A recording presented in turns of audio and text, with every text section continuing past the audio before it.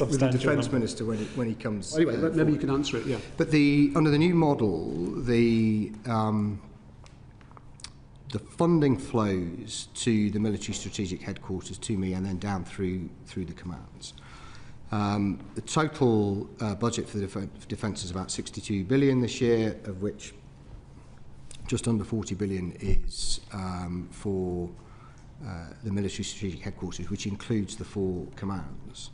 There's been no point in the year where that budget has been reduced, apart from some reallocation of funding into defence nuclear. Managing a budget in year is a perfectly normal process. How much was that went into defence nuclear? I would have to confirm that precisely with you. If you would, several hundred million. Okay, just for time's sake, yeah. Let's do and that was about trying to balance the pressures across defence. And managing, all departments have this issue of trying to, how do you manage the budget to make sure you don't overspend? Departments are not able or allowed to overspend. As I'm sure you know, as we get towards the end of the financial year, departments are asked to identify their forecasts. Then a negotiation goes on with the Treasury to ensure that. I understand the process. Yeah. Well, I'm just trying to find out whether you currently have an underspend or overspend on each of your budgets. And right now we're in a position where we are forecasting to spend more than the budget we've got. That's the process that's being negotiated. How much is that currently forecast? And I'm not going to talk about that in public. Those conversations are happening right now between the accounting officer and ministers and officials in Treasury. Anyway, you confirmed you are overspent at the moment. We are not overspent right now. You're not allowed to overspend. What we're saying is the forecast by the end of the year would be that if we carried on and to make no changes, it's a perfectly normal process to go through supplementary estimates, and that's the process that we're going through right now. The process currently, you do not have enough money to meet what you want to do. We do not have enough money to do everything that is currently planned, and that is a perfectly normal position, as you would recognise. Happens every year, has happened over the last few years, and the department has been allocated additional funding in supplementary estimates. That process will conclude in the short term. Okay. Thank you very much. On to Ian Room. Chief Marshal, obviously there are lots of items on the list of spending priorities which you have alluded to, the new Type 26 and 31 frigates. But given what you said earlier on that you only advise ministers, can I ask what advice did you give to ministers on the medium helicopter programme?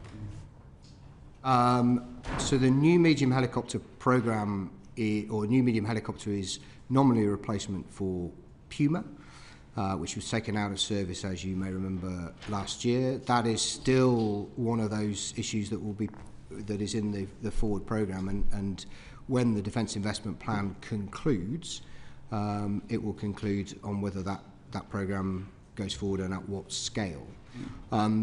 My position on new medium helicopter is that we have a gap since Puma went out of service, and there is a clear requirement for that. Whether that sits as high up the list of priorities as other things is a matter for the overall Defence Investment Plan, and will ultimately be a matter for ministers. And where does it sit on your advice and your interpretation? Because obviously you've had lots of experience. Where on that list would the medium helicopter programme sit on your list of priorities as a CDS? Oh, well, there's a massive programme of investment, and there's a whole bunch of programmes on there.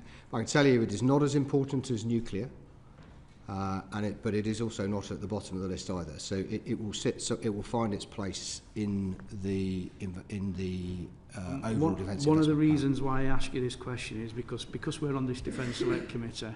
It's been discussed under an urgent question to ministers this afternoon. So I was wondering if you had a briefing this morning with them to say what their stand should be. I have not had a discussion about new medium helicopter with ministers this morning or even this year. Okay. Thank you very much. Yeah, thank you very much. On to Fred Thomas. Thank you, Chair. Chief Defence Staff, you had a meeting with the Prime Minister before Christmas that you just mentioned earlier, and you said that the figures in that meeting were classified. So all the details of that meeting, all the papers were classified secret. Thank you. So, yeah, you had a meeting with the Prime Minister before Christmas, the details of which are classified. You define one of your roles as advising ministers, including the Prime Minister. Do you have the sense that current government are going to fund defence fully enough for us to be ready for full-scale combat in the next few years?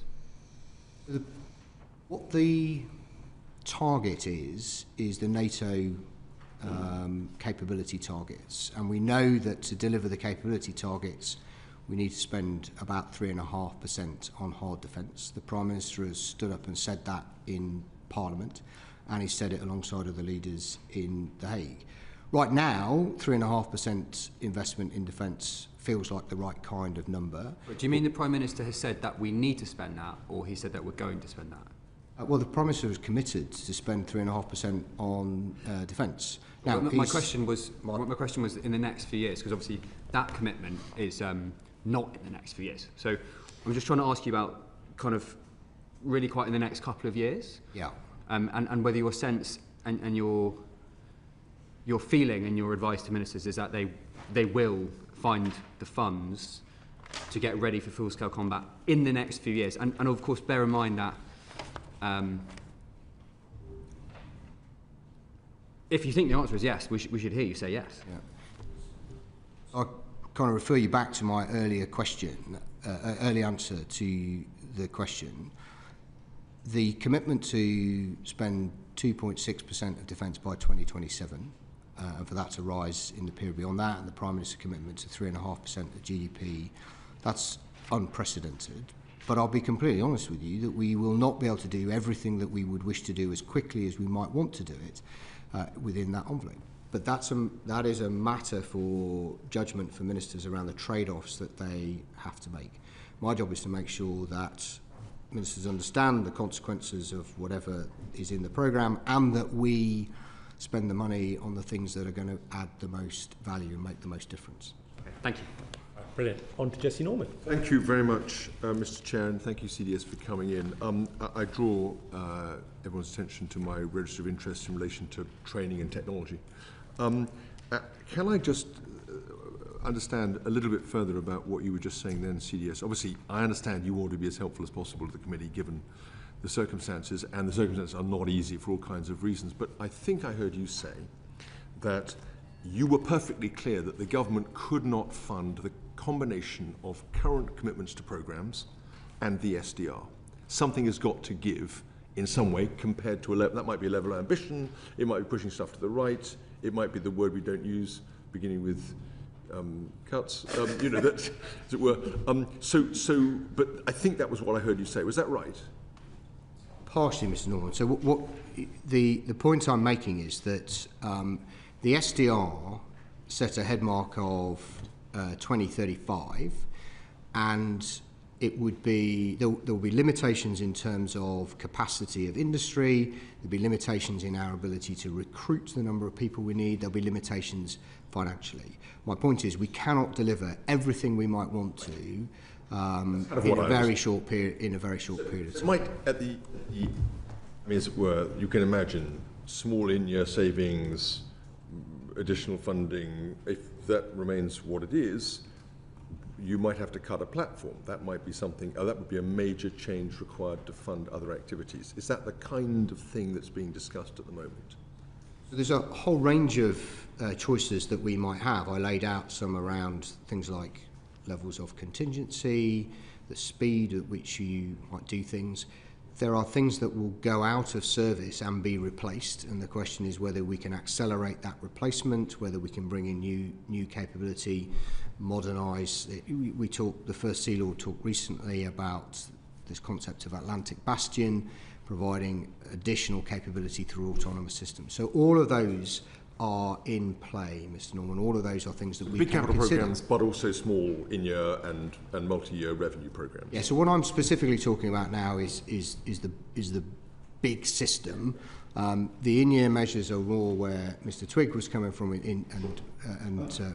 Thomas. Let me just ask. Obviously, one of our concerns, we published a report on it, is on current readiness. Yes. The next 2 or 3 years. Yes. So, can you just confirm that all of the services will see an increase in disposable cash flow over the next couple of years that they can spend on improving readiness as a matter of resource funding? You hinted that resource funding was coming under additional pressure, but can you just confirm that every one of those services is going to see an increase in its disposable cash? So yeah, the increase in the defence budget is quite significant. It's about £11 billion more in 27 than it is this year, and that's in cash terms, and that will flow. A proportion of that will flow to yes. MSHQ through me. Exactly that. Okay. Yes, exactly. Brilliant. Okay, that's great. Thank you. I just wanted to make that. Is that obviously the government's put a bit of a gag on senior members of the armed forces speaking? Has that been a constraint on you or some of your colleagues? I haven't felt gagged in any way, shape or form. It's a long-standing requirement for senior people to get permission to authority to speak, to make statements. So tonight I am speaking at the all-party parliamentary group for the armed forces. I have to get my words or bullet points cleared through the system. So it's not being gagged, but it's a normal part of the process. They've obviously and it has been true. It's clear that they've and it's been true under all. As long as I've been a senior officer, that has been the process we've been through. It's nothing particularly new. That. How confident? I mean, on a scale of kind of 0 to 10, 1 to 10, low confidence to high confidence, how confident are you that any units that we deployed in Ukraine would have sufficient equipment, training, rotation schedules to be able to maintain a safe capability there?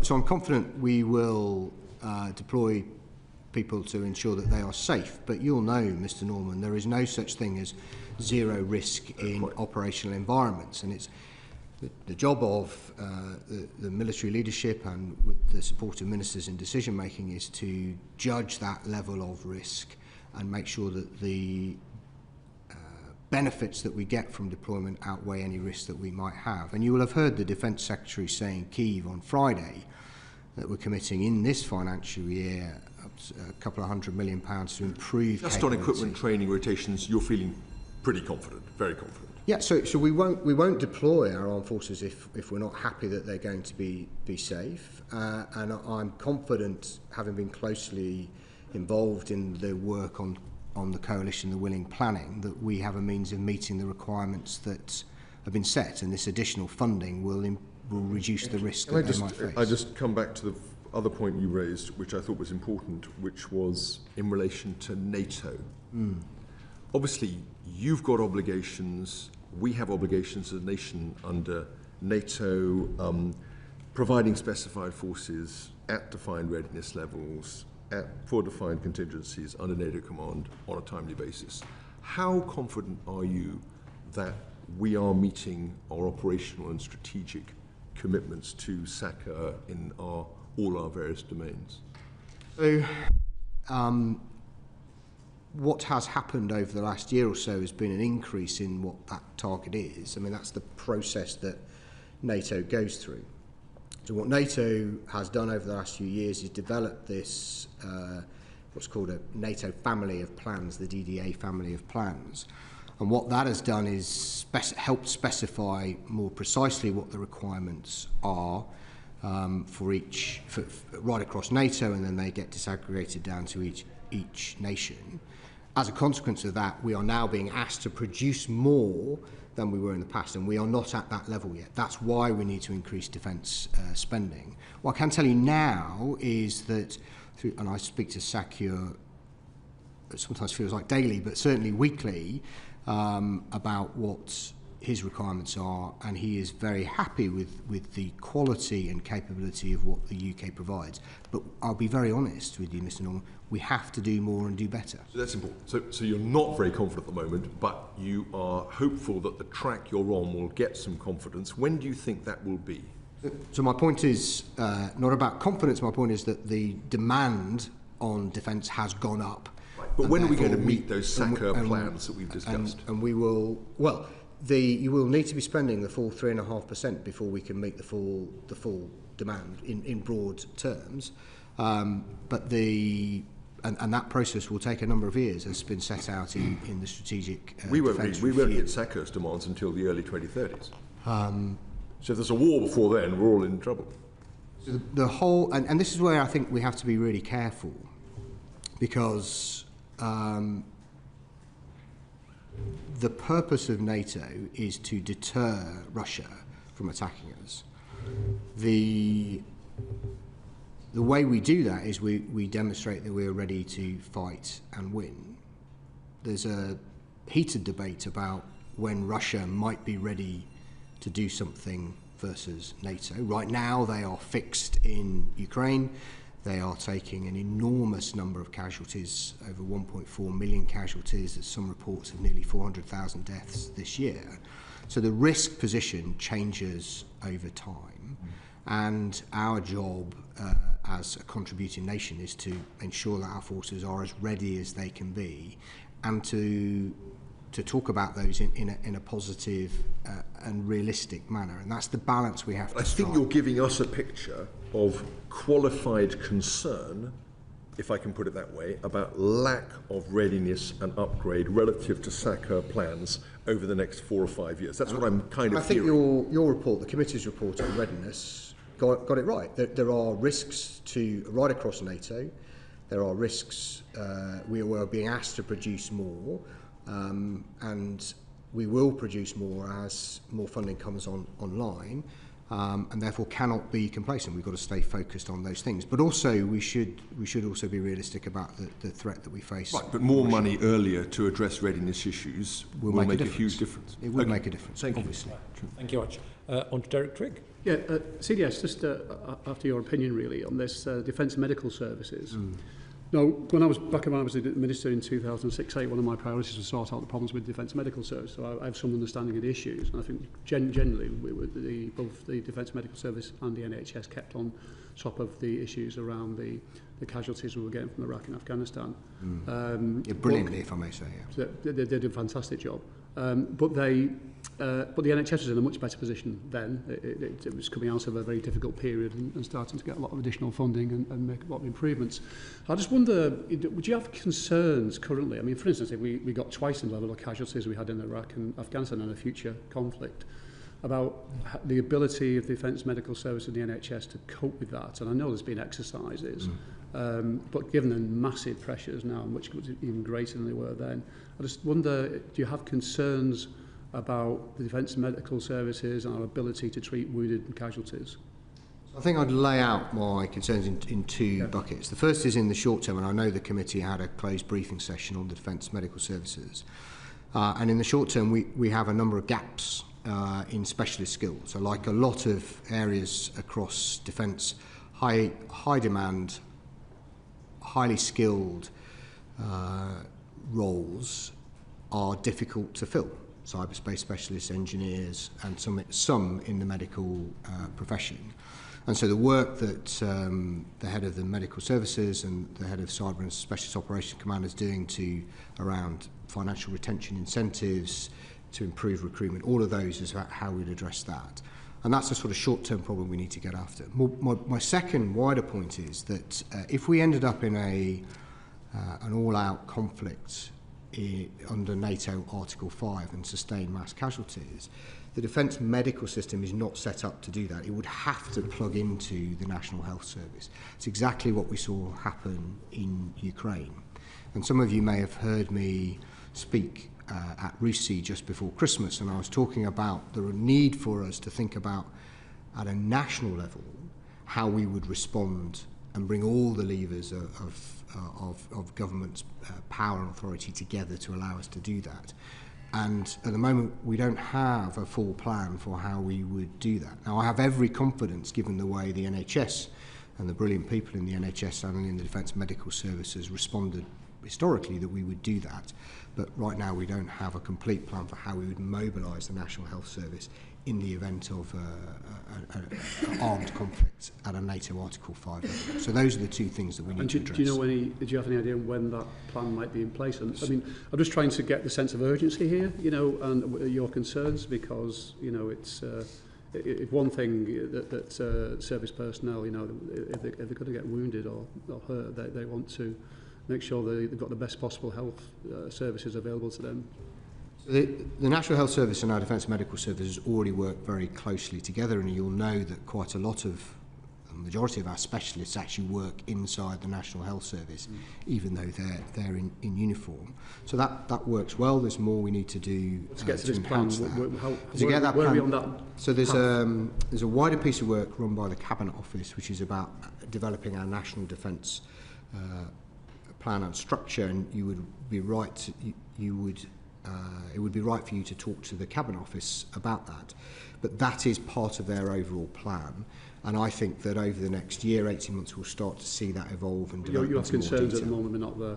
So we don't have a holistic national plan for how we would mobilise the National Health Service in times of all-out war in Europe. Right, thank you.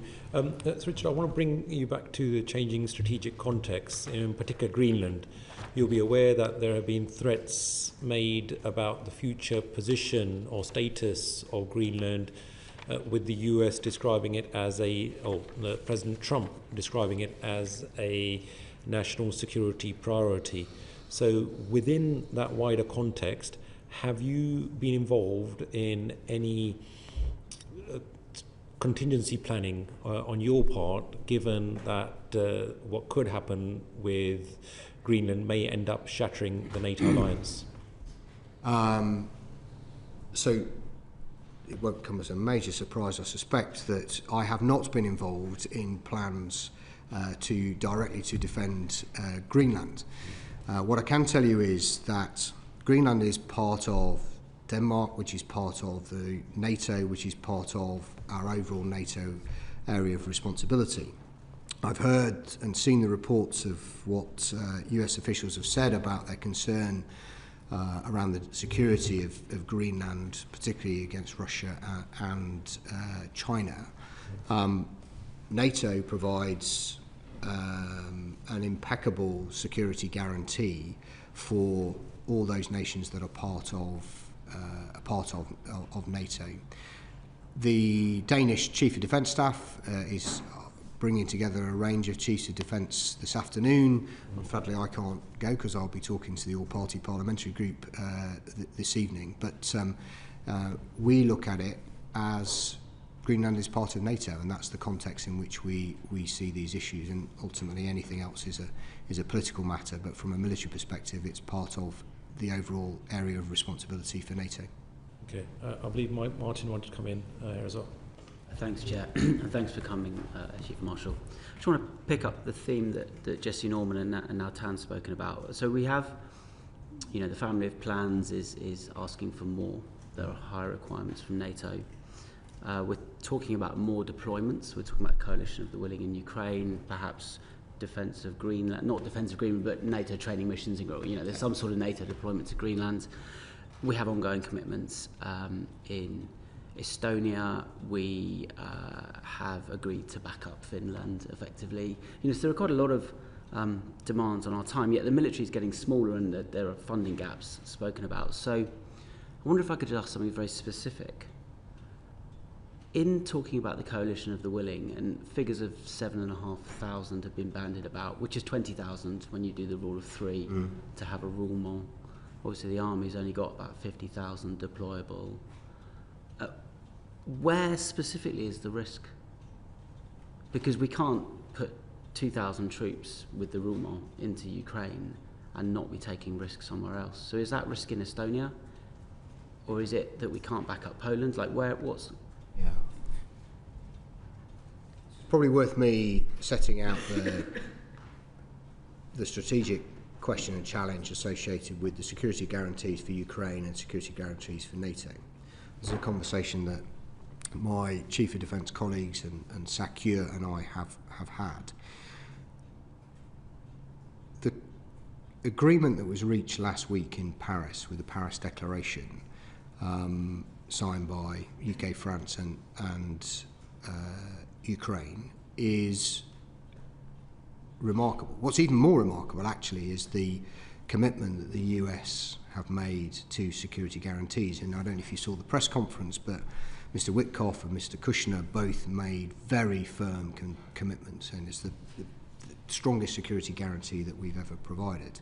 Sorry, forgive me, but where's the risk if we put 20,000 troops into Ukraine? If I might just describe this to you. So on the one hand, so we have a set of security guarantees for Ukraine, and we also have an existing set of security guarantees for NATO.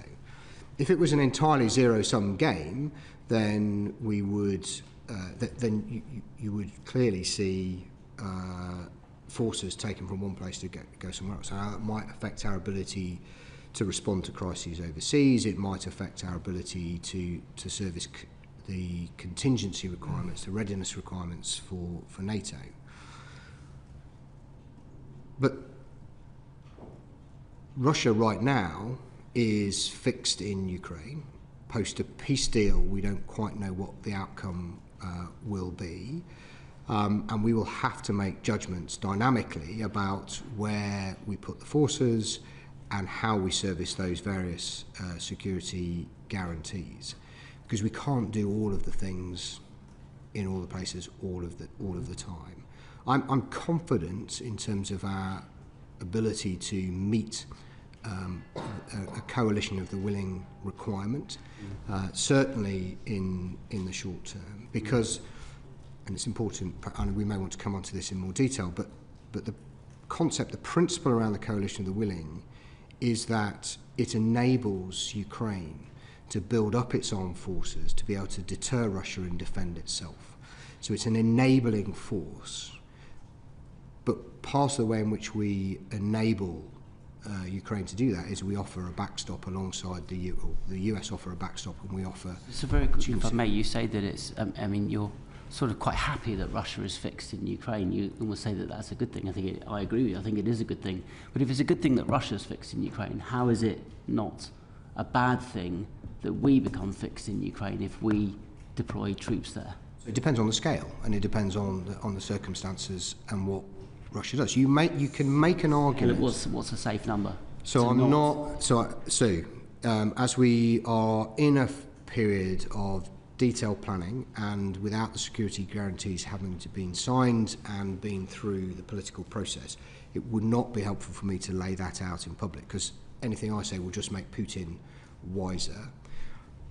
The Prime Minister, I think, has said and committed to having a vote in Parliament about deployment. Part of that will be a role for me to articulate what those risks are, and for those to be debated and considered both in government and in Parliament. And I'll absolutely commit to do that. But I think right now, before we've got the security guarantees settled, it wouldn't be helpful to speculate about what those numbers might be. But I say I'm confident in the short term that we can meet that requirement.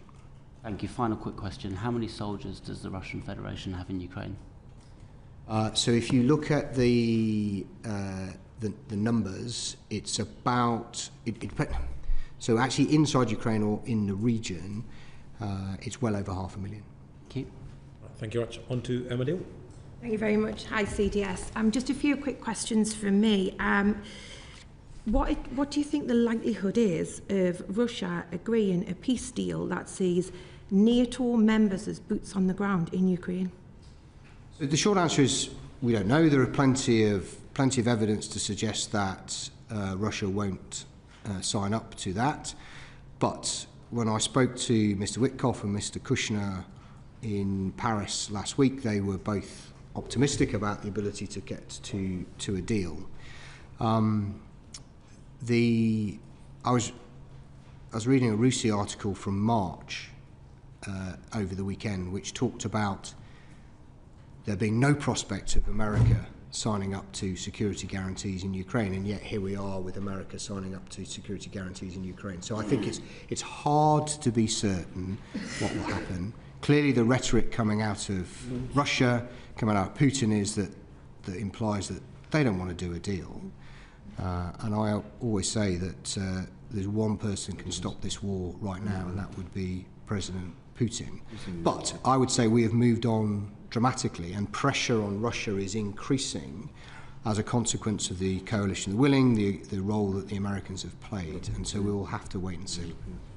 Why do you think other members who are part of the coalition of the willing haven't given any similar security guarantees that UK, France and the US have given? So they will do, I'm certain of that. The leadership is with the UK and France, and the decision was to make a declaration in Paris and to lead the way. But I'm absolutely certain that other nations will make those commitments, and we have a whole range of those nations represented in the operational headquarters in Paris and fully involved in the planning. You'll recognise that lots of different nations have different legal bases for deploying their forces, and they will need to be settled. But yeah, I'm absolutely certain others will join that. And of course, CDS, you know as well as I do that a vote in Parliament isn't needed for any of this. It's royal prerogative. So do you envisage that if things are moving quickly, that actually the vote in Parliament will come after any? That would be entirely a matter for ministers. Thank you very much. Let's now move on to modernisation and readiness issues with Calvin Bailey. Chief Marshal, the equipment plan from 2023, which underpins the Defence Investment Plan, had a substantive, we can talk about this number, £29 billion shortfall, which was the MOD's figures. It's actually a bracket of 7 to 29. NAO said about 16,000, but they're all public, and so we can point to those. NAO was clear that the gap didn't arise as a result of inflation or for external pressures. It arose through different behaviours by top-level budget holders and their different approach to the Defence Investment Plan. So the Royal Air Force and the Royal Navy both included full predicted costs where they appeared unaffordable. The Army produced an affordable plan but then accepted risks that capabilities wouldn't meet the government objectives, and the report's quite clear about that, and we tussled over this on the Public Accounts Committee last year. Is the NAO's premise about how the gaps arose something that you agree with or not?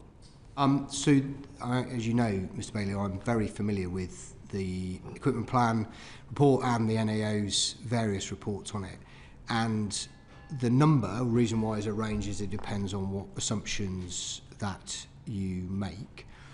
Some of that is about uncertainty in future costs. Some of that is about what you assume in terms of the ongoing upgrade costs, for example.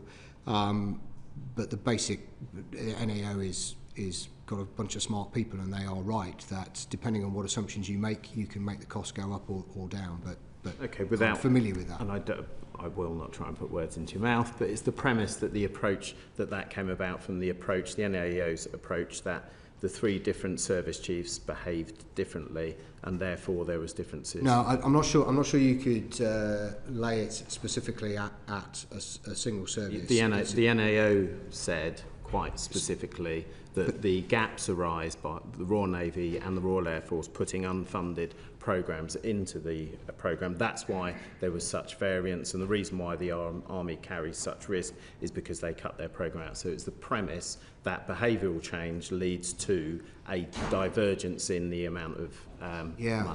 So it's not a behavioural change thing, because if you can't afford it, then you can't deliver it, and so the Defence and the the Navy and the Air Force, in the way you describe it, will have to make adjustments to their programme if you're going to live within it, and that might be about delay, it might be about reductions in numbers. There's a whole bunch of ways in which you can do that. I don't think. I think where you're going with this is that there's some kind of deep cultural difference of approach between the three services. I'm not sure I share that view. Okay, well, so that's straight from the NAO report, and the point I'm trying to make is the one that you have just made, that actually there is a need for behavioural change, and that was the point of defence reform. And the point of defence reform is that the single service chiefs should submit into you as Chief of Defence, and it's for you, well, your predecessor should have applied prioritisation across those needs. So that 29 billion shouldn't have been something that arrived as part of the dip, because your predecessor should have prioritised that and presented that prioritisation to your minister and ultimately to the Prime Minister, so that is a behaviour that defence reform wishes for you to get after. Is that something that you're going to stop? Just remind me which year the equipment plan you're 2023. It's a 10-year programme. See, we know it's all capital expenditure, so those errors, unless there was some big gee-whiz thing that I'm not aware of, that £29 billion would still be in the programme as a deficit. Or somewhere between 7 and 29. Or 16 if you take the NAO's figures. And what I'm after is, so we know there was 3 different methodologies from the 3 different chiefs to put in unafforded programmes. The chiefs all took different approaches. So defence reform says, we've got this quad, CDS is in charge of the lot, he is going to pull them all together, they're going to work towards him. Is that something that you're that's going to exactly right. So the benefit and opportunity that comes, one of the many benefits and opportunity comes with defence reform, is the ability to pull together a single integrated force plan that I as CDS am ultimately accountable for. And through doing that, we'll apply consistency in terms of the approach that we take. It doesn't necessarily mean that the risk disappears, because you still have to develop a programme as best you can with the best information you have, and things change. And that's, I talked about contingency earlier. The level of contingency we put in allows you to buy out some of those risks. But you're absolutely right. The defence reform model offers us the opportunity, with the money and tasking flowing through the CDS into the single services, to make that a more coherent and systematic approach. Got it. So if that is the case, and that we require all the services to submit costed programmes on a common basis with no uncosted options, and to force explicit trade-offs between the services before it reaches the ministers, why have we got an uncosted SDR? I'm sorry, you're going to just explain that to me in a bit more So detail. the logic is that prior to it arriving at ministers, the single service chief's behaviour should be to submit costed and affordable profiles ahead of it coming to ministers. Yeah, so why are we in the situation? A couple of things. So firstly, the SDR was an external report. It wasn't done by anybody inside the department. And secondly, the SDR did not go into the details around the programme. That's what the Defence Investment Plan is for, and that's the approach that we're trying to take with the Defence Investment Plan, is to make sure that we understand the costs associated with it and the trade-offs and the risks that we're taking. Okay, and that is entirely in line with the evidence that we've received here at the committee. Lord Robertson came before us prior to the SDR and said that reprioritisation of roles, capabilities, activities and support may be made in terms of the current defence programme, which implies that there should be down arrows and that we should expect to see things stop. However, after the SDR happened, General Barons came in and was quite cocksure and cock-a-hoop about the fact that he had not been asked, or they had not been asked, to do prioritisation. So at some point a decision had been made to remove prioritisation that kind of undermines the whole point, or the premise that I think we agreed on, was that shouldn't have occurred. As I say, the SDR was an external document. It was presented to the department by the external reviewers, and they were not asked to produce a costed programme. And that's why, one of the reasons why getting the Defence Investment Plan is so hard, because we've got high levels of ambition over long periods of time that we are trying to address and do some of that prioritisation you describe. Okay, so you would accept, therefore, without putting words in your mouth, that the SDR failed to impose prioritisation and therefore allowed that £7 to £29 billion gap and associated commitment pressure to flow straight through to the Defence Investment Plan? There's a couple of things to reflect on. So firstly, that 2023 equipment plan was based on the previous budget. That was before the uplift to 2.6% in 27 and the commitment to grow beyond that. So that number will have changed. Second thing is that the SDR, as we've both agreed, whilst it did lay out priorities for improvement and modernisation and for filling in hollowness that it reflected on, it did not give us specific areas in which we should disinvest or seek to slow down investment, and that's the work that we have to do through the Defence Investment Plan. Okay, so there was activity and not prioritisation. I understand there is an amount of sensitivity about this, but I have to ask, what are the down arrows? Where are the capabilities, activities or support functions that could be reduced to support or do the things that the SDR failed to do, which is prioritise? I recognise why you and the committee will be interested in the detail of that, but I am not going to go into the details of the options that we're considering. I accept that, but I am here to ask. I can understand why you asked, Mr. Indeed. Bailey. Absolutely.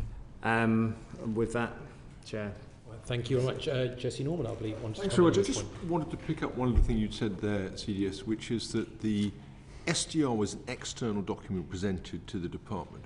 Well, we've had Lord Robertson in front of the committee saying specifically that they worked very closely with MOD officials and with the Treasury all the way through, and that there was specific care taken. There should be no surprises as to the costing. So it just feels like a disavowal for you now to say, well, there we were going along, and these suddenly external reports gets presented to us, and we've got to deal with it. How does that work? I think both things can be true. I mean, Lord Robertson presented the report with their 62 recommendations, 62 recommendations, which were their recommendations to the department. The department, the Defence Secretary, did accept every single one of those recommendations and said we would get on with implementing them. That's exactly what. So accepted that these were proposals that were costed and accepted for purposes of procedure, planning, programming, and to move forward on that basis. So to come now and have us say, well, hold on a second, we had no idea the SDR was going to create all this additional cost, feels. That's not at all what. Well, obviously the Prime Minister thought it was true. So how does that? That's not what I'm saying. So my point is that if you look back in the history of these things, when we've done a integrated review in 2021, if we did SDSR in 2015, 2010, they were done internally, and the policy document was published alongside, or was done alongside the detailed investment plan costings. That was not the way that was done this time. The government decided to have an external panel that engaged brilliantly with those of us inside the department, but what has had to follow is the detailed costing of that plan, and that's the work that we are doing under the Defence Investment Plan. That was very specifically what ministers set out that they were going to do. It was never actually costed. They did some work, they thought it was costed, but it wasn't really costed. We had not done all of the detail that we are doing right now to make that work, and that was a position that the government decided it was the approach it wanted to take by having the independent review first and then doing the detailed costed plan to follow. Thank you. Thank you very much. I believe Kevin Bailey wanted to come back on this particular point. Chief Marshal, just to come back on that. Whose decision was it to take that out of the terms and references from the SDR? Where exactly in the department? So prior to the SDR, it's in there. PM says make it costed, make it apply prioritisation, fix the problems, and at some point, Defence said, "No, it's all right, we'll do that." No. If you go right back to the start of the process, the Defence Secretary agreed with the Prime Minister that we would have a strategic defence review. Note, strategic defence review, not a strategic defence and security review, and that the job of that team was to develop proposals for how we would improve and modernise defence. They did not ask them to do the detailed planning. That's why in that document it talks about the Defence Investment Plan. If you go back to I think the terms of reference are a matter of public record. And that's contrary to the evidence that we've received. Lord Robertson was quite clear when he came before us prior to the SDR that the prioritisation would be part of the SDR. By the time the SDR had come out, they were very explicit that actually Defence had said it would take the prioritisation, which is why we're expecting the Defence Investment Plan to do that prioritisation, and why I've got this big question about what on earth defence reform means if prioritisation is going to come in terms of Defence Investment Plan. It's not going to come from the Chief, like if it hadn't already got there. So the Defence Investment Plan and the decisions around investments that go into it will be a matter for ministers to decide based on advice on prioritisation that I and others will give to ministers. The point that you're making about Lord Robertson's perspective, I'm afraid that's not one that I recognise, and I'd have to go and talk to Lord Robertson about exactly what he means. I'm not aware at any point and bear in mind I was Chief of the Air Staff at the time, I'm not aware at any point where the direction to the review team, the independent review team, was changed to ask them to take out prioritisation. I'm not aware of that. Right, thank you very much. On to Ian, please. Just a quick supplementary question. Chief Marshal, just before Christmas I asked on the floor to the Secretary of State when the Defence Investment Plan was going to be published, and he said with great urgency, hopefully by the end of the year. That was after the delay in August, and then obviously it's moved to March. So given what you've been saying to Mr Bailey and Jesse here, what's the learning curve for going in the future? What can we learn from this? Because obviously you've got a great handle on this. What lessons can be learned? Because it's like what your mother used to say: if you can't afford it, don't spend it. and what I'm trying to say is, what can we learn from this with the SDR and the DIP? Shouldn't they just be one document? It will be a matter for the whichever government then initiates my experience has been that turning policy ambition into hard costed capability plans is really difficult, and if you can try to do those two things together, then you can make those trade-offs as you go through. But I would also observe the advantages that we had in terms of speed and different perspectives by having an independent panel conduct the strategic defence review. So some kind of blend of that in the future might be a sensible way forward. But I'm quite a student of these defence reviews, and what you can see is that they are very, very context dependent. It depends on what's going on in the world at the time. It depends on who the government is, whether there's just been an election. All of those things play a part in it. I can't wait to read your paper on it in 5 years' time. All right, thank you very much. On to Fred Thomas. Thank you, Chair. CDS, I'm going to ask you about reserves, the reserve force, another thing which was laid out in the SDR with some lofty ambitions, including an increase of 20% in time.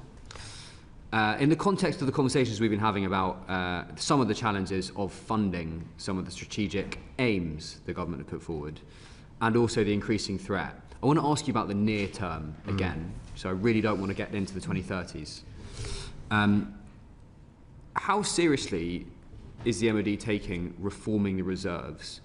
And we've had various review documents of the reserves in the last few years that you'll be familiar with, and yet numbers are falling, and the real estate that certainly the Army Reserve has is kind of noted to be further deteriorating. Can you just give us a sense of, with a bit of kind of your own take, now you're in this role, of like how important do you see the reserve force or not? So on your final point, the reserve is a fundamental component of the whole force. Just why is that? Because I personally transferred from the regular force to the reserves, as did other members. I've noticed that does not seem to be the case. So when you say that, when you say it's a fundamental part of the force, like what do you mean by that? Because it doesn't appear to be. So if you go to RAF Witten, which is actually a Cyber and Special Operation Command unit.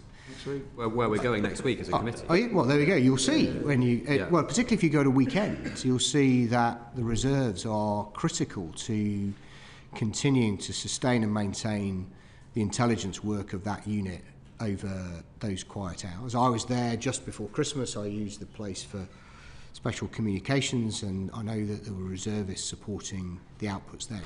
So I think the reserve do a number of things. In terms of delivering our outputs, they do that day in, day out, particularly specialists. And I would point to people like those who are at Witten, who are intelligence specialists, who are able to provide additional capacity, particularly at weekends, to do that. And there are specialist skills that are much more readily available in the private sector that are hard to sustain and retain inside the armed forces that we use, and intelligence, cyber are particular examples of that. Medical is another area, and so the reserves play a really critical part in those specialist skills. More broadly, though, as we think about how are we going to mobilise all of the armed forces in a state of rising tension and ultimately up to Article 5, that's where we build mass and capacity and capability through the reserves. And I would absolutely recognise, and Lord Peach wrote his external review of reserves, which the report we received just before Christmas. And it's not at the level we would want it to be, either in terms of the strength of the armed force of the reserve forces, or necessarily in terms of the infrastructure and kits that they get access to. So given what you just said about how integral a part of the overall force it is, in the document you referenced by Lord Peach, which is the Council of Reserve Forces and Cadets Association's annual statutory report 2025, the kind of RIFCA scrutiny report, the number one top finding, based on the fact that all the numbers of strength is down, every single one of them, so fewer people are joining, even though the strategic vision is more of them joining. Right. The number one finding is this: the reserve lacks a clear and resourced sense of purpose, which they don't know why they're there. They don't know why they exist. And I take your point about niche specialists here and there, vital, amazing. And I think probably this committee has had time spent with other parts of the force where that being enhanced has been spoken about, and we all support that. But this overall part, it feels like the reserve force is extremely fragmented, poorly resourced, struggles to retain people, clearly is struggling to recruit people. Do you think it's ready to reform it, or do you think it works how at the moment with this separate kind of reserve force HQs? So my personal view is that we have to integrate the reserves much more closely into the way in which the forces operate. My experience at Air Command, for example, was that we integrated the reserves into the headquarters at Air Command and have actually now docked them under a regular commander as AOC2 group. I think that model works well in certainly in the Air Force and to some extent the Navy. The Army have more formed units from reserves, and there is perhaps a different model. But my core guiding principle for the reserves, which I think should get at your concern, Mr. Thomas, is they have to be part of the plan. We have to be clear what the reserves are going to do and when, and that shapes how they train, how we equip them, and that gives that clear sense of purpose to our reserves. And I admit we are not there yet. The SDS are committed to improving the size, the resourcing, both financially and in equipment terms.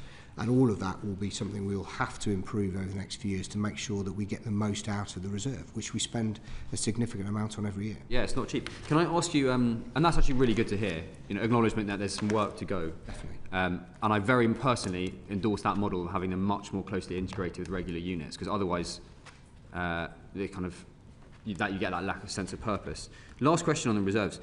We've been around NATO partners, we've travelled a bit as a committee, and other countries view what you might call a kind of third-tier echelon force or a kind of defence force, or what the Estonians call the EDL, which is the Estonian Defence League, I think. Our equivalent would be what we call the strategic reserve, so people who've maybe served in the military but are no longer reservists, and they're kind of quite a few years out from ever having been near uniform or a rifle or anything like that. What's your personal take on if we did get into a full-scale conflict, whether you trust those people, whether they be part of the plan? Are they part of the plan? So the SDR lays this out actually, that says the strategic reserve is an important part of that wider resilience through our armed forces. I am really confident that if we found ourselves in that rising level of crisis, those who had served previously, had retired and gone out to do something, or gone into another area or another profession or into the private sector, I am sure that many of them would want to come back. What we don't have right now is an effective system of tracking and engaging that community, and that's part of the work on the reserve development that Minister for Veterans and People wants to deliver as part of the SDR deliverables. And I think that will be an important part of our overall level of resilience. And I'll be completely honest, we don't have a good plan right now to do that. Okay, well, thank you for your honesty with that. I'm going to move on to a separate area now, away from reserves. So to speak about defence reform. Yeah. We had your predecessor in front of this committee twice, I think. Once shortly before he was due to go. He then finished and made a speech, his first appearance in public since leaving the role, and you can never quite know what people are going to say once they're no longer not shackled, but you know what I mean. They're free to speak. Not gagged. Gagged, that was the word I was looking for, yeah. What he said was that he tried very hard to change culture in the MOD and in the forces, and that he couldn't. And that it was kind of really, really tough to change culture. Part of defence reform vision that we've heard is around culture, and that kind of culture of, you know, attitudes to women and minorities in the forces, or it could be culture in terms of risk aversion in procurement, or it could be any number of things. I want to ask you specifically about the risk aversion in procurement, which is something that multiple people in defence have spoken to us about.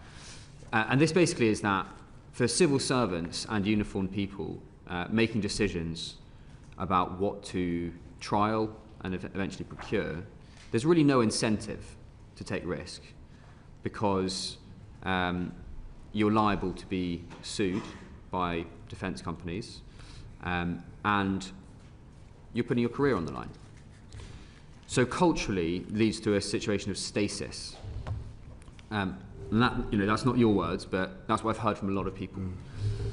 Do you have any plans to try and shift that culture? The short answer is yes, we have to. It's not a matter of do we want to, we have to. And particularly because of speed and speed of adaptation. I've been out to Ukraine 3 times in the time I've been CDS. And one of the things that is really plain when you go to visit is how everybody through the system has a clear understanding of the requirement, the threat, the need to do something, and is able and willing to balance that need with the risk that they're able to take. So I'm on record as saying that what we have done in defence over the last 30, 40 years is optimise a system for driving cost out. And we've optimised it for the 20th century, not necessarily for the 21st century. That's led to highly transactional relationships with industry, where we have tried to lay off risk on industry, and industry has tried to protect itself from that risk. And that was at a time when we weren't facing a threat from Russia. We wouldn't face the need to change as quickly, and that is not going to be adequate for the future. I don't think it's fair to say that throughout the whole of defence procurement system no risk is taken. If that were true, then we wouldn't necessarily have some of the challenges we have in I don't think I said that, to be fair. In a number of areas. And I think that how this works in Ukraine and in other nations that face these existential threats, and how it worked in the UK, if you read about what we did during the Second World War, is a real clarity around the need to change, and a delegation of an empowerment of people to make those trade-offs between the risks that you face, whether that be in procurement terms or maybe even in assurance, versus the benefit that you get from delivery. And it's about creating that environment to do that. So you will have seen in the SDR, and I think Rupert talked about it when he came before the committee previously, this idea of segmenting procurement. I will just quote him, because we have heard in some detail from, as you say, from Mr. Pearce, who's the new National Armaments Director, about segmentation, and the staff who were with him. But my last question to you, and it's interesting you mentioned that previous panel we had with the new National Armaments Director.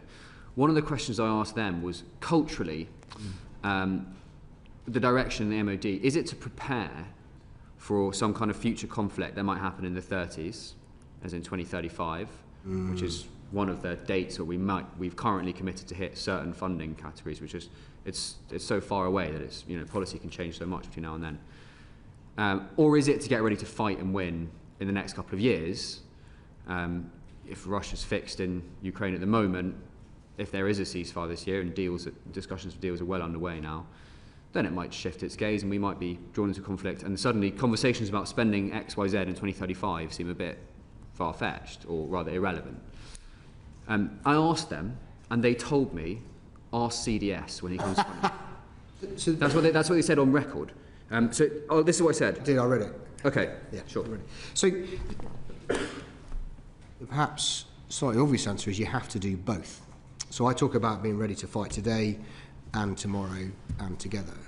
The today bit is about how do we maximise the output that we can get from the kit we've got today, and that's about investing in spares, it's about investing in activity. And at the same time, we also have to recognise that our enemy is changing, is adapting, and we need to be able to keep up with that. So you have to kind of do both.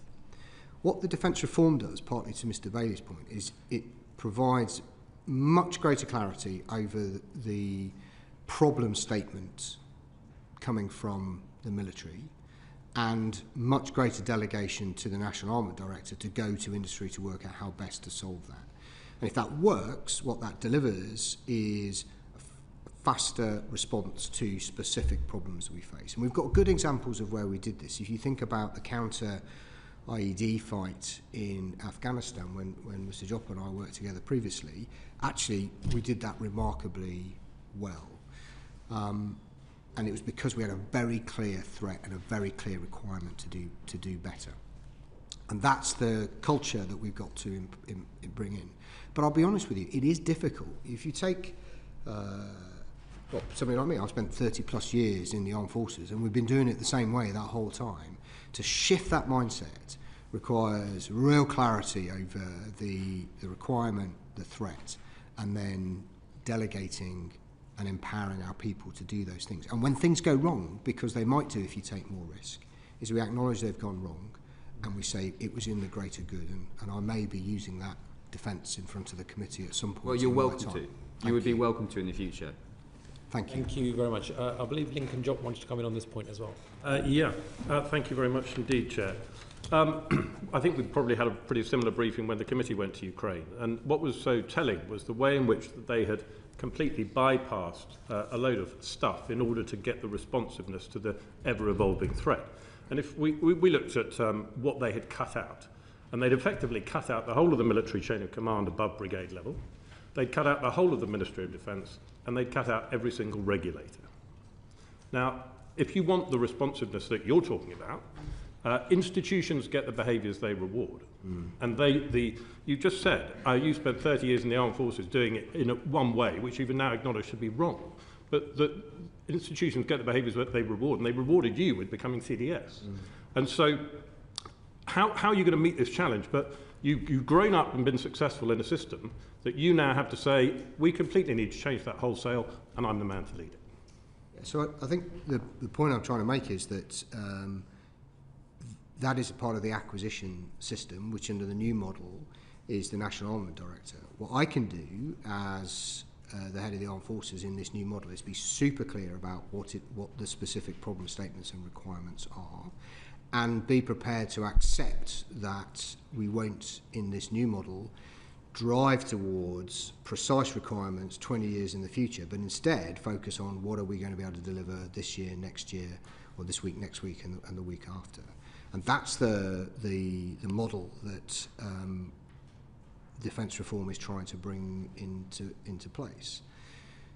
What that will require is changes in regulation, changes in process, and it will require us to accept failure when it occurs, and to acknowledge that that was in pursuit of the greater good. And what gives me some confidence around this is that when we look at those circumstances where we have had that very clear requirement, we have swept away some of that process. We've swept away some of that regulation that has accreted and built up over 25, 30 years of the peace dividend. And I'm not in any way pretending that is easy, and I'm not in any way pretending that we can be complacent and it will naturally just happen.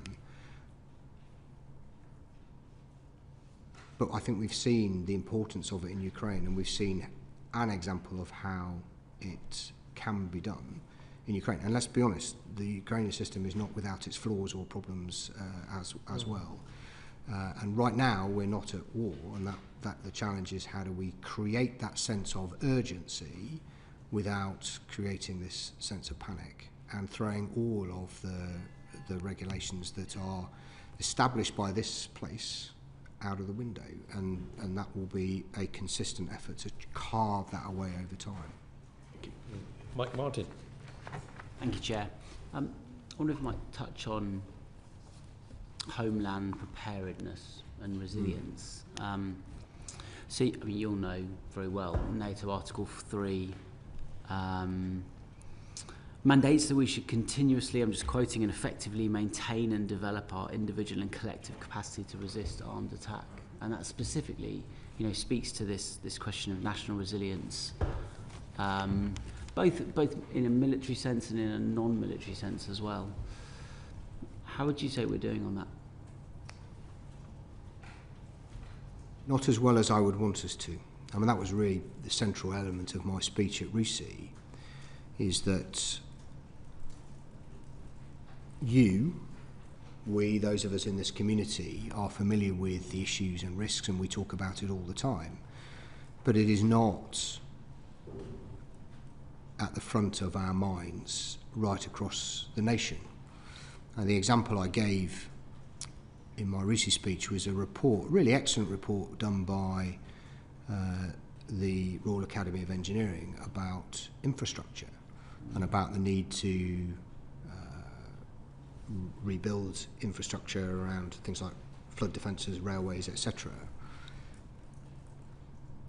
And I could agree with all of the elements in there, but at no point did it talk about doing it to build in resilience for the risk that we might come with armed attack or sabotage. And so we have to bring those things more to the fore. The Cabinet, following the publication of the National Security Strategy and the SDR, the Cabinet Office lead across government work to enhance these this thinking in these areas and to deliver those things. But this isn't free and isn't going to happen overnight. And I judge, and I've argued, that this, in a world where the demands on defence and the nation are rising, the risks are rising, that is a time when we should be contemplating and examining how we increase the resilience of the nation more broadly. So as we think about replacing upgrading signalling on railways, is how do we build in the redundancy associated with that? We talked about the National Health Service earlier. How do we think about holding stockpiles or building capacity and resilience to support us in mass casualty events? And that work is really relatively new and really getting going. And I know that the team in the Cabinet Office has said that they would be very happy to come and talk to the committee about it if that were helpful. Yeah, you're right. It's absolutely about, is that bridge built to do X under duress? And there's a mindset shift as well. So I'm an MP for a constituency that suffered repeated water outages, including a 2-week one before Christmas. And towards the end of that, we had bad actors playing in the social media space around the water quality. So actually, you're a water company, you think your job is to supply water, but all of a sudden you're dealing with malicious disinformation. And we did actually have to ask the Cabinet Office to get involved there. And I agree with you that stuff costs money, but plans are cheap. So do we have a national defence plan? We don't have a complete national defence plan Shouldn't yet. we? Yeah, absolutely. I mean, and the government is committed to doing that. Why don't we have one?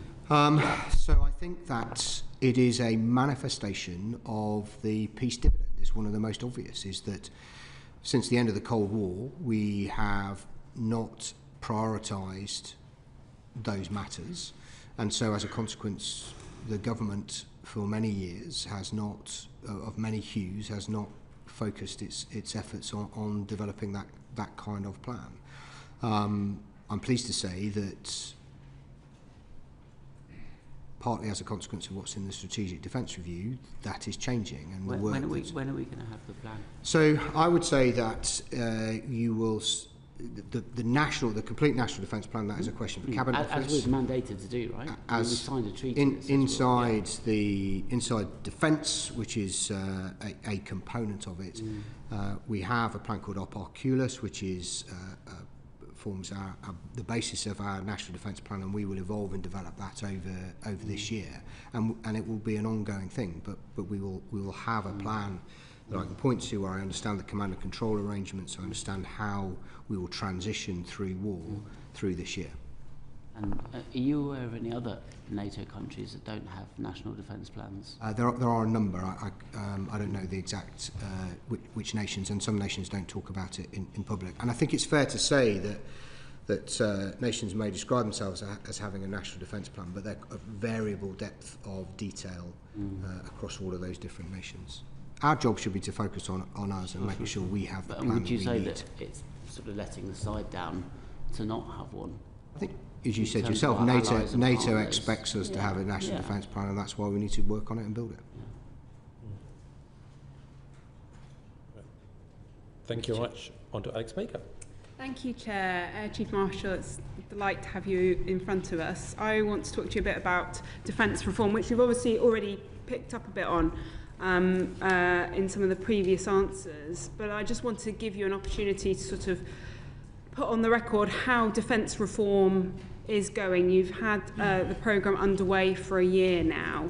How are the new structures enabling you to deliver outcomes, and what difference does it make having the service chiefs reporting directly to you? Please.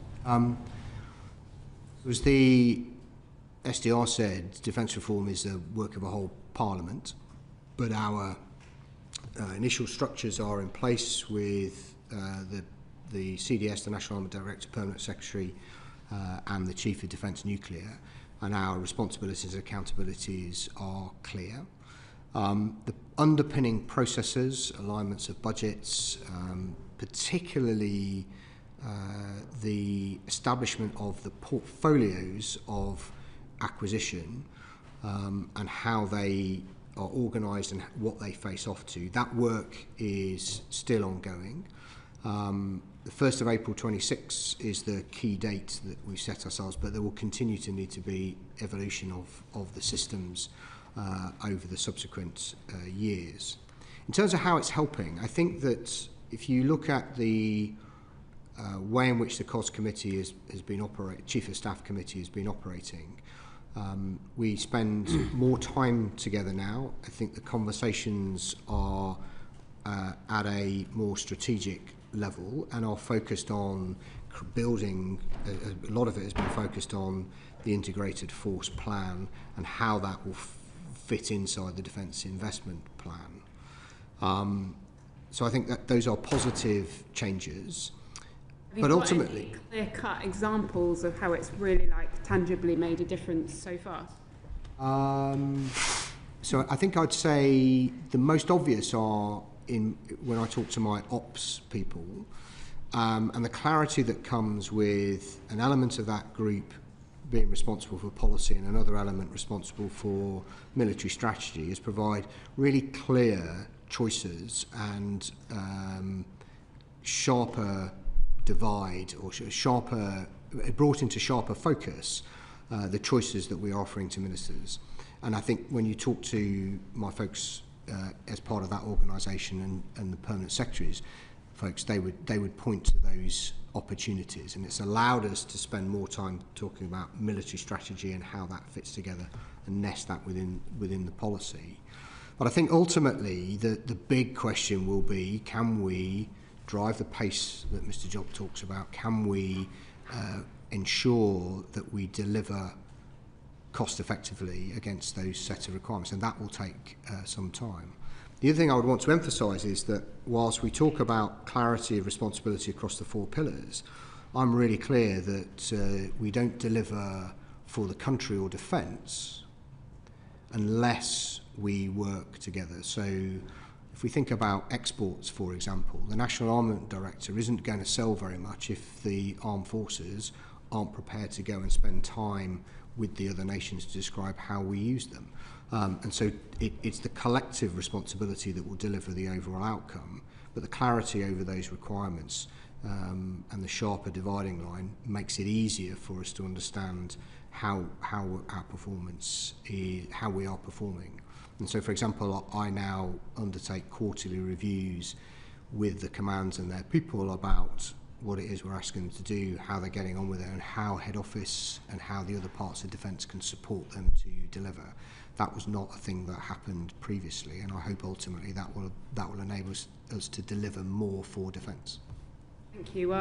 We will continue to ask this question every year, and so hopefully we'll come back with more and more tangible examples of greatly improved pace and value for money, etc. I want to actually just pick up on, I know when my colleague Calvin Bailey was asking you about, you and the chiefs all being on the same page. I mean, for me, it was obviously really clear that you obviously set the demand signal, and they report into you, and that you are, you've said you are on the same page. But I think, it was quite interesting to see at DSCI, the chiefs going on the, being given speaking slots, seeing everybody, sort of taking their opportunity to put their pitch in for why their, work was important. How confident are you that you can genuinely exercise this central authority? If the chiefs are continuing to be able to sort of go out and brief out their pitch, basically. I want the chiefs to be talking about their specialist domain. I want Harv to talk about the air domain, and Gwyn to talk about maritime, and Rowley to talk about land, and Jim to talk about cyber and specialist operations. I want them to do that. They are the experts in their domains. They have a really important role to play. But you can understand that what we have to do is try to integrate those things to create an integrated force. And the really significant change with defence reform is that the tasking and the money flows through the CDS in a way that it hasn't done in the past, and that provides us with the opportunity to do that. But until we get the defence budget and the defence plan in balance, then it's going to be difficult for us to really make inroads, and that's why the defence investment plan is so important. So I come from the private sector, and so I am really getting to know how the MOD works in a way I just didn't before. And in the private sector, when a business commits to a process of change, generally, in my experience, what happens is, the business brings in people who really specialise in transformation, in change, in, specifically finance. You've got a team of, highly competent people running defence reform, but they are people, from what I can see, with military backgrounds, not necessarily with that specialist knowledge. Is there a different way of doing this?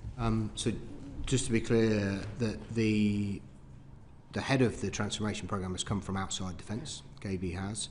She has a mixed team inside working for her, which she does include some small number of military officers and civil servants, but also she has specialist help from a range of external assistance from consultants with specific expertise in this, and they've been brought in deliberately to do the things that you describe. Right. But I mean, it's good to hear that there are some of those skills being brought in-house. I mean, I think it is important, to have them in-house rather than, consultants, telling you from sort of externally. Is there scope for more of that, more specialism being brought in from outside to drive change? The government's been very clear that it doesn't want to spend more money on consultancy and external assistance, but also recognises there are some areas where there is limited expertise inside the organisation, and in those specific cases, then yes, we will bring people in from outside.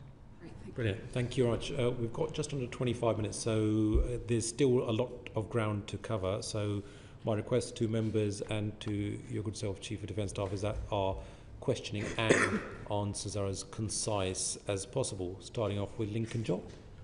Thanks, Chair. you said in response to Alex's question that you think that as a result of defence reform, the building is better at doing military strategy. No, I said we had more time to spend focused on military strategy, which keep going, sorry. On, I think, around June 1943, one of your predecessors, Field Marshal Allenbrook, wrote in his diary that he was, the thing that was really vexing him was how did he beat Germany in such a way that it could regrow Germany to act as a counterbalance to Russia in the post-war conflict, long before, obviously, Normandy and the whole of that was happening. So, what are you metaphorically or literally writing in your diary tonight?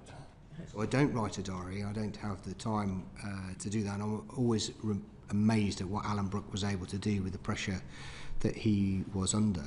I think the thing that I am most bothered about in the near term is Russia, and how we get ourselves to a position where Russia concludes that they will not attack NATO or therefore undermine our national security, but also at the same time recognising that in holding conflict below the threshold, that there will inevitably be Russian activity below the threshold of war. And in doing that, what we need to work is how do we work across all of the agencies, all of the levers of government to protect UK from that risk. More broadly beyond that is that there's a changing shape and direction of source of power right across the globe. You can see it moving eastwards, and that's even before we talk about changes in US national security policy and strategy and how we bring those together. And therefore the question is, what is the role of the UK and particularly the armed forces in the UK to enable the stability and security that we've enjoyed over 80 years, and how that has enabled prosperity and ultimately growth for the nation, which is a key challenge for us. So that's the big questions that I think we have to wrestle with. Okay.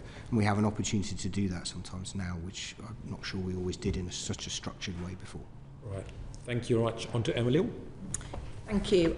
The defence world tends to not be great at conveying simple and straightforward messages to the public. You've spoken about having a national conversation about the risks that we face. Obviously, people in this room are aware of those risks, but how are you going to reach out to the wider population, have that national conversation? Yeah. So I think armed forces and leaders in the armed forces particularly, but also right through our ranks, have a role to play in that. As I set out in my recent speech, the challenge is how do you have a conversation about a complex threat that sits within a wider geopolitical and geostrategic context that is uncertain and challenging. Because the danger is you fall back on simple tropes that Russia's going to invade by 27 or they're not going to invade by till 2035. And the reality is it's actually a matter of a judgment around the level of risk that we face. My core argument is that what we are seeing is an increasing risk as our adversary in Russia particularly becomes more capable, more battle-hardened, and we see a continued desire to undermine NATO and the stability of the West and the rules-based international system. And we should have those kind of debates in public. I think the polity have a critical role to play in that, and we can support that because of our understanding of the threats. But the role that our reserves play, the role our cadets play, the role that our regular services play in talking about what the armed forces do, I think is an important part of that national conversation. I mean, just even listening to you there, CDS, if I was someone watching this and trying to understand what the risks are, I would have been lost off. Do you know, just the average person on the street, if we're going to try and get them to understand what the risk is, don't we need to be a bit more blunt and slightly more alarmist with them so that they understand it? Because like you said, people are living in a cosy bubble of the peace dividend, and actually that's not where we're at anymore. But I think every single time I hear anybody in defence talking about it, I think the average person will be lost off within 5 seconds and just get on with their day. It's about making sure that they actually understand, and I don't think the public are there yet. And if the public aren't there yet, then how are we going to get them to be resilient? Yeah, I think it's a really fair challenge, and you, as politicians, it's your job to communicate with society. My worry about being too blunt is that we scaremonger. My worry about being too relaxed is we're too complacent. And the reality is it's more complicated than that. And I would be happy to take advice from politicians on how to do that in an effective way. But I think if we are too alarmist, that is unnecessary. But equally, we can't be complacent either. I mean, you'll be aware, CDS, that other countries, so just looking at Norway and Finland have had military conscription for decades. I've got friends in Finland, and they'll talk quite openly about how, you know, they're always ready. Basically, they know that that's something as a nation they have to do. The Swedish government has their total defence strategy. Other governments send out booklets to their citizens to say this is what you would do in the event of a national attack or an attack on civil critical national infrastructure. There is nothing like that in the UK, not even the basics to let people know if this happens, this is what you need to do. I could go out now and ask anyone and say, what would you do in the event of an attack? And there would just be mass panic. So what can we do to avert that, I suppose what I'm saying. I spoke recently about the Swedish model, where they have, I think it's annually, but certainly regularly, provide a booklet that goes out in Swedish, simple Swedish and English, and it talks about some of these issues. Some of it is about straightforward national resilience, so I suspect Mr Martin's constituents and the problems they had with water supply, it would cover off those things, but it also expands right the way out to armed attack. And it feels to me that those are the sorts of things that would be part of that wider national conversation. And they can be reassuring as well as realistic about the potential threats that we face. But it seems to me that we have to start with a description of what those things might be, admit that there's a degree of uncertainty about the likelihood of it happening, and then to use all of the means available to help educate society more broadly on what we might do. But it goes beyond straightforwardly thinking about whether you're going to store drinking water at home. It is about how do we encourage people to want to serve? How do we have the conversation with public that says we are going to spend more money on defence, and that will have consequences. And ultimately, I think that is a political discussion, but we can help support that through a description of the threats. And I think that's one of the central dilemmas, is the public don't accept more spending on defence because they're not fully aware of what the risk is, and that's something we're always battling with as members of Parliament. And until we get something clearly out there in an understandable format to the public, they're never going to accept that. Just another quick question from myself, Chair. The Defence Readiness Bill, do you know when that will be ready? I don't. My understanding is that it depends on finding parliamentary time for it, and I know it's a key focus for Defence Readiness and Industry, MIN-DRA, Luke Pollard and the Defence Secretary, and they're determined to try and get it in during this Parliament, but I don't have a precise date. Do you have any part to play in advising ministers what should be in that bill? Yes, we will do. Yes, there'll be the military staffs will have a part to play in that, and describing some of the issues that we want. And clearly, it will require specialist drafters, because we don't often do bills in defence. What do you think should be in it? So, a range of things, but it will be about how do we government gain access to private assets in times of crisis? How do we shift industrial capacity to particular areas of focus in times of crisis, and mirroring laws and laws and rights that other governments have in other nations. The US is an example. Brilliant. So elements of those will be what we would need. Okay. Thank you very much. On to Ian Rowe. Right, thank you very much. Well, the time wraps here, so I'll be very quick. Air Chief Marshal, you mentioned at Russia, your speech on the 15th of December, that people are a critical role.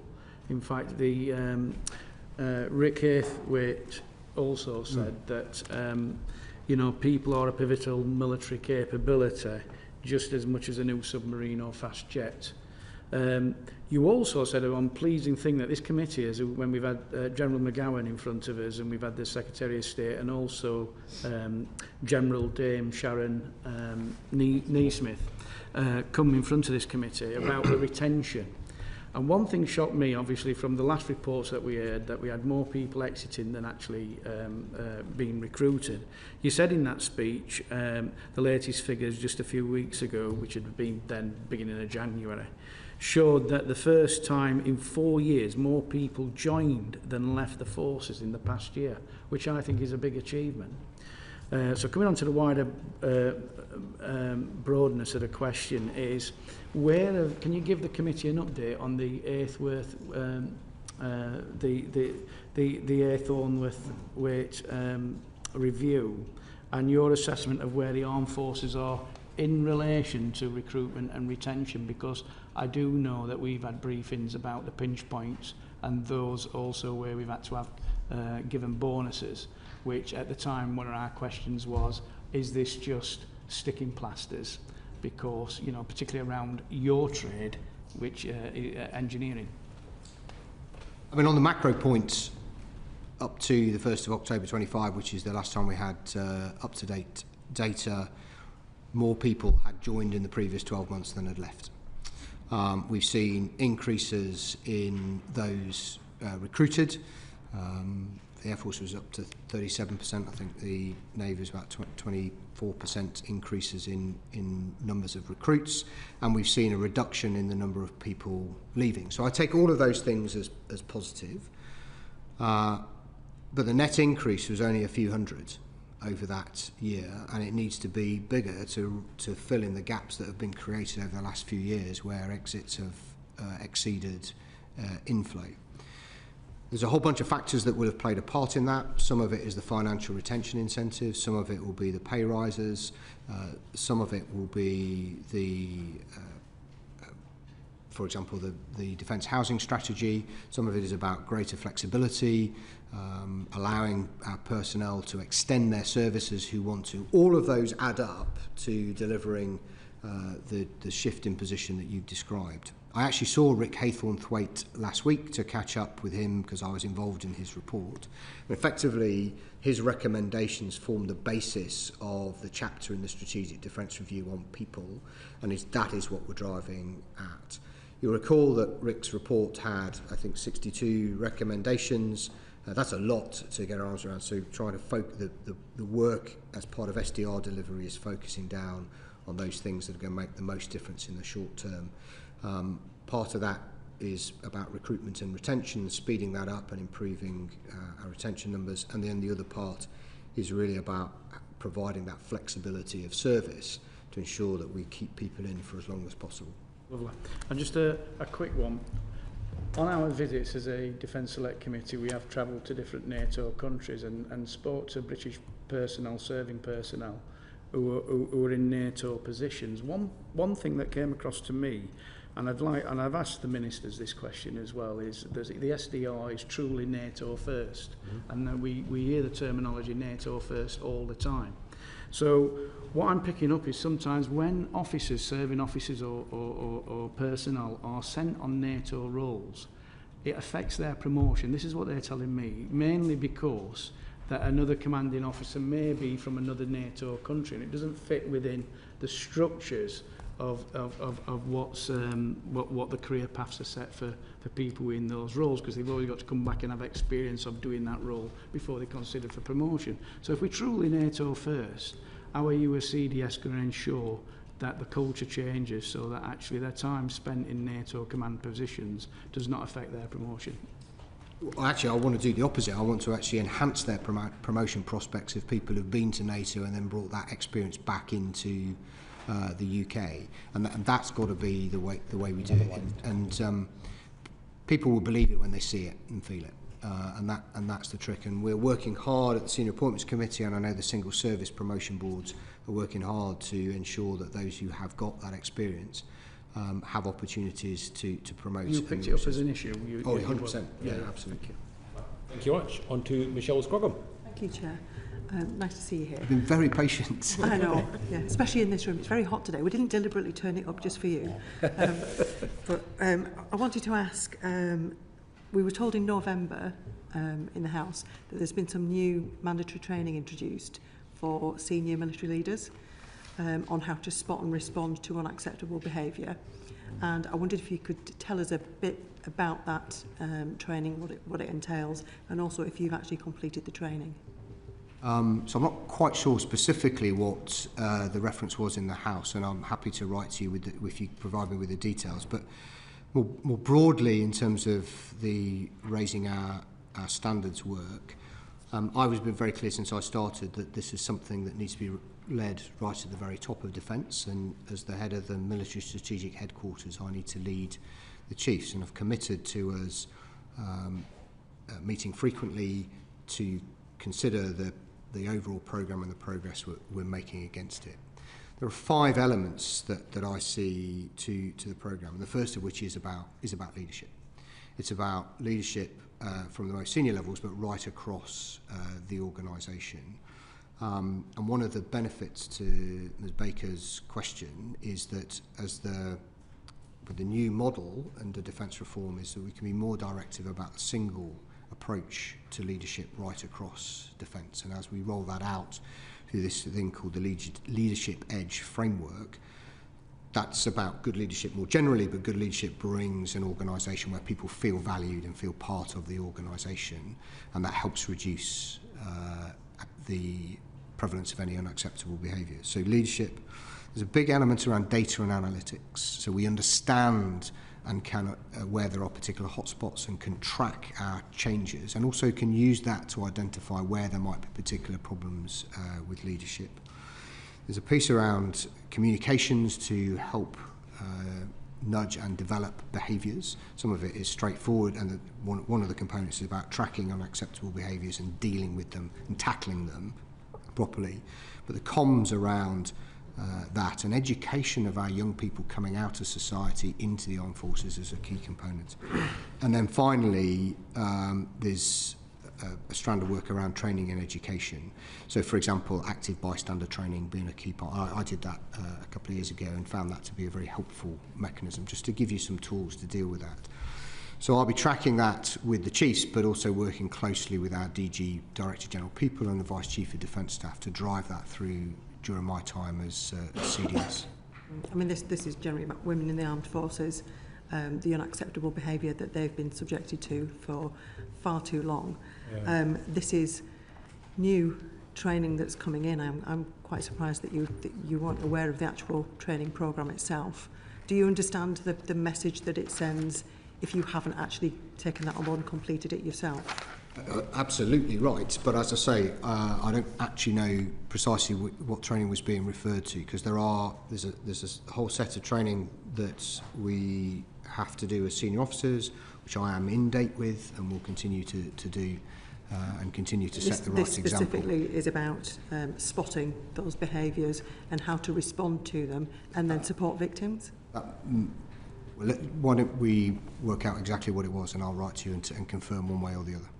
Thank you. I mean, on the messaging in general, I would say sometimes it's so well embedded that it's never noticed. And on my first visit to Admiralty House, I would say that was one of the first things that I took away, was the fact that there was a huge portrait on the wall of I think it was the 4th Earl of Sandwich's mistress. This beautiful portrait, but they were glorifying the fact that he'd got a 17-year-old mistress that bore him 5 children while his wife was in a mental institution. And I think some of these messages, they're so embedded for so many years that people walk past it and don't even notice. So I think that kind of training and awareness is definitely much needed. So I would appreciate if you could come back to us on that. We heard in December about efforts to test body armour, specifically for women, about the fit, and rather than it actually injuring our female personnel. Will it be treated as an urgent capability requirement should the armour be proved satisfactory? there are some very specific connotations around urgent capability requirements, but we would definitely consider it to be urgent. My understanding is that that trial has gone well, and we will be bringing that. We are already bringing that into service. There's a special name for it, if you like. I will give you the correct name, but yes, we are bringing that into service. Is it for the UK, because I understand it is going to be used for Ukraine as a priority, but there hasn't been any mention of being prioritised for our personnel. So I'm not aware that we would prioritise that for Ukraine over our own people. If we've been through the trial and it works, then we will introduce it across with our people as quickly as we possibly can. As far as I'm aware, that is the case. That they've said it's going to be prioritised for Ukraine, which wonderful. We'd love to protect the female personnel over there, but I think again, if we're looking at protecting, that is something that should be prioritised for our female personnel in the UK. Great. Thank you. Good. Thank you much. And finally, Calvin Bailey. Chief Marshal. Finally. In my constituency of Leighton and Wanstead, I've got two wonderful Royal Air Force Cadet Squadrons, 12F and 241, who both have very high levels of ethnic minority people in those units. However, when I look at the services uptake and ability to absorb those young people into the service, it is unjustifiably low, I would say. So what are you doing to address the low levels of service recruitment into the from the ethnic minorities and communities like mine? The first thing I'd say is that over the last 2 or 3 years, we've seen an increase in representation in ethnic minorities in the armed forces, which I think is a good thing. My whole approach around recruitment and retention is focused on getting the very best people for the armed forces, because that's what the country needs. And so this is fundamentally, for me, is about operational effectiveness. Now, it seems entirely ridiculous to me that if that is the focus, then we shouldn't. It seems ridiculous to me that should mean that we are unable to attract women and ethnic minorities into the armed forces in the kind of numbers that they are represented across society. What we know from, if I lean on my experience from being in the Air Force, is that there are communities across the UK that have very little contact with the armed forces. The cadets do a brilliant job, actually, with developing that knowledge and understanding. But we have to work with what are called in the system the gatekeepers, the parents, the guardians, the teachers, to sell the armed forces as a place that is important to the nation, where you can have a valuable career and where you can contribute to society. And so that is what I see. And when I go to those squadrons and I go to units such as my previous Air Cadet Unit 56 Squadron in Woolwich, I see and am swamped by parents that are desperate to help get me personally to facilitate their entry into the services. And to be quite frank, that's not good enough, because we know there are stats that link the amount of contact with the military to the uptake. There is very powerful evidence that is the case, and yet these children and these communities are completely written off because the military approach to recruiting now doesn't take the time to put that effort into trying to bridge that gap and recruiting from them. So I'm not sure I would share your characterisation that it's completely cut off. I think what I see across the armed forces is a determination, commitment to reach communities that don't have ready access or ready understanding of the armed forces. But we don't do enough of that, and we aren't doing it fast enough.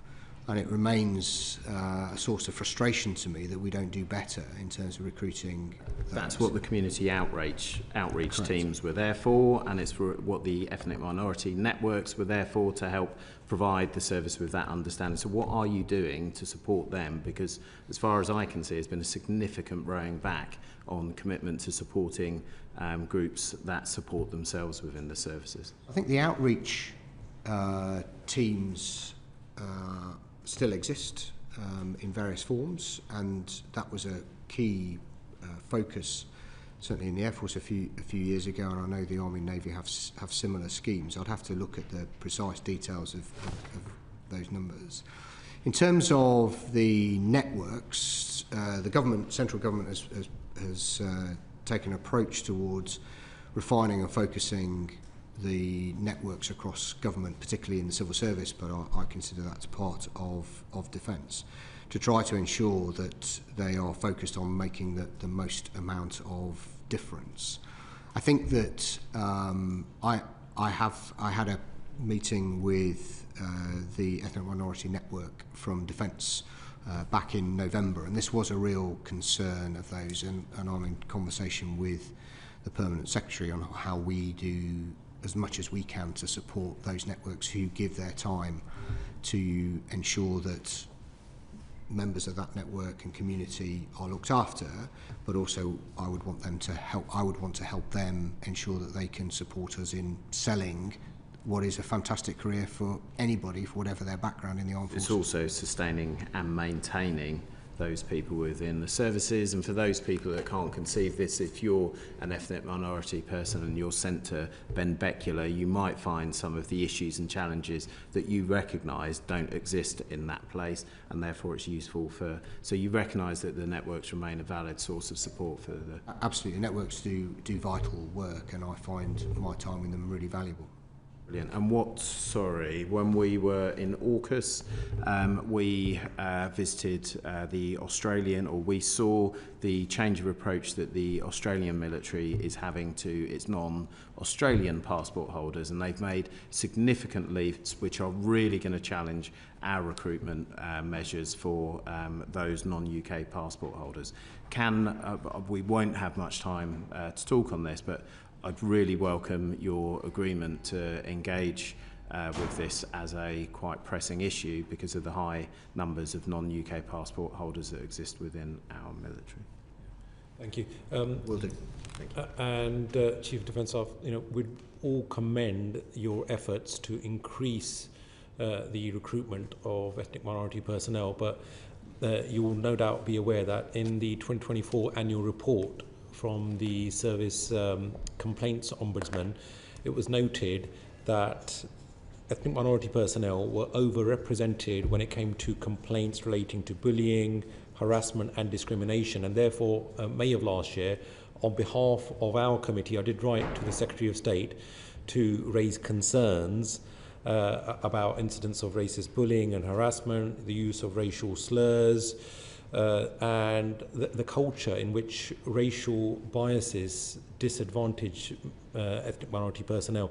Now, what are you going to be personally doing to be ensuring that there is a culture change so that we can deal with the problems at the moment within the armed forces and then therefore recruit more individuals? Because if we don't change the culture at present, then that will have a devastating impact on our ability to encourage more people to join. Yeah. So it starts with personal leadership and setting the right example. It starts with trying to learn and understand from members of the networks the pressures and difficulties that people from particular backgrounds have, educating myself. And then systemically, it's making sure that we have a set of processes and systems that identify, deal with and call out and deal with that behaviour, and that we inculcate that attitude right through the leadership and training systems that we talked about earlier in the process. So I have a personal responsibility to lead as well as I can and educate myself, but I also have a responsibility to make sure the system works as effectively as possible. And that raising our standards work, whilst it may have come initially out of women in defence. It actually applies to everybody in defence. It's about making us as good as we can be, getting the best out of our people so we can attract and retain the very best people so that we can be the very best armed forces we can be. And that is the business reason for doing it, not just the ethical reason and moral reason for doing it. Thank you very much. Chief Defence Staff, you have been very, very generous with your time, and you've been in the hot seat for now over 2 hours, so you have earned a well-deserved break, but please do note that you have our very best wishes as a committee, and we're, despite the questioning today, we are very much on your side, and we wish you the very, very best in your service, and thank you very much indeed for your service, and please do convey to our brave servicemen and women our gratitude for their service. So with that, I bring today's meeting to a conclusion. Order, order.